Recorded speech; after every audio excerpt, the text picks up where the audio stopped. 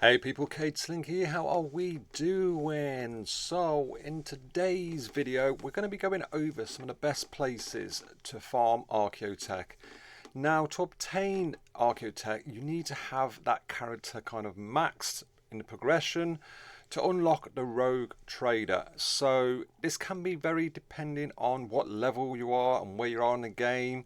If you're new to the game you won't have this unlocked, but you will unlock these characters probably a lot quicker than other characters just because you're getting like the kind of daily amounts of these characters, so you should be able to progress them a lot quicker. And also if you can try max these characters as quick as you can, you are going to unlock the Rogue Trader quick.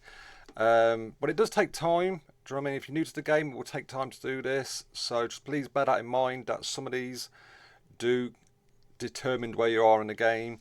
I've done my best to break this down, but like I said, there's variations, and some of these numbers are kind of like an approximation because again it can be vary on what level you are and how much you play in the game, so it certainly will guide you that way anyway.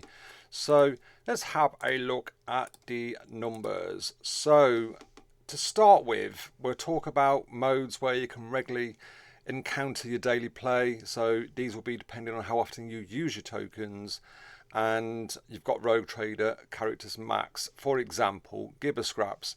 By logging in every day you'll get 6 shards per week.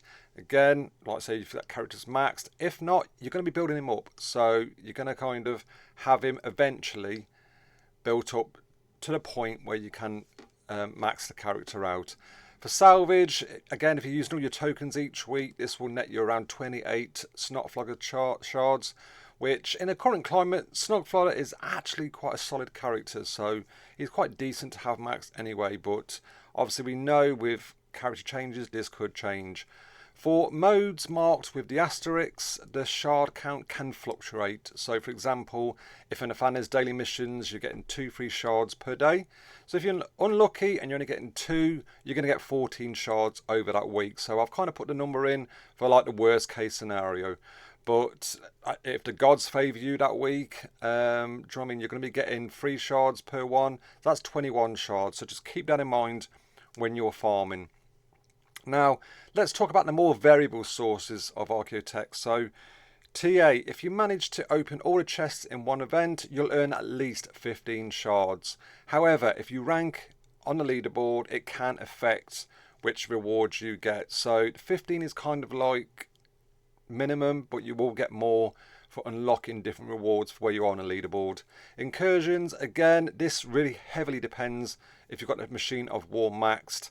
And this is kind of for like level 11 raids. This is, I think it's changing a bit, so kind of take this as like minimum you get. I think you get a bit more now, but also ranking up a Machine of War is pretty tough.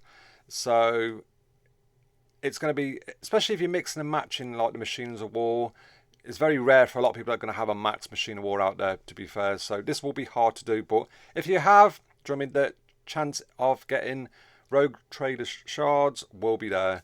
Onslaught, if you select a maxed character at the end you earn shards, but again this is very rare for most players because I'd recommend kind of investing them shards in a character that you want to level up in Onslaught rather than using them to max up characters just for the Archeotech. But each to their own, do you know what I mean? It depends on where you are in the game. And finally, the campaigns.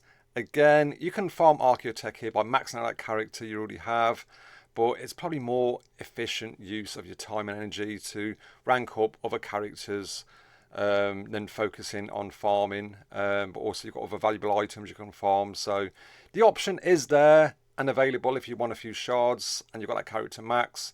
But again, it's if you prefer it or you don't really. So that's all for farming Archeotech. To kind of reiterate, these numbers can vary. You need to have that character ranked, but if you're new to the game, don't worry, you're not going to have these unlocked straight away, but you will get there eventually. The sooner it's unlocked, the sooner you can start spending some of the Rogue Trader, which is great for like books, salvage, other character shards as well. So I hope this was helpful. Like I say, it's variable, but it's a bit of a guide just to help new people out there. Don't forget to check out some of my other videos, and also hit that like and subscribe button on your way out. Take care, bye bye.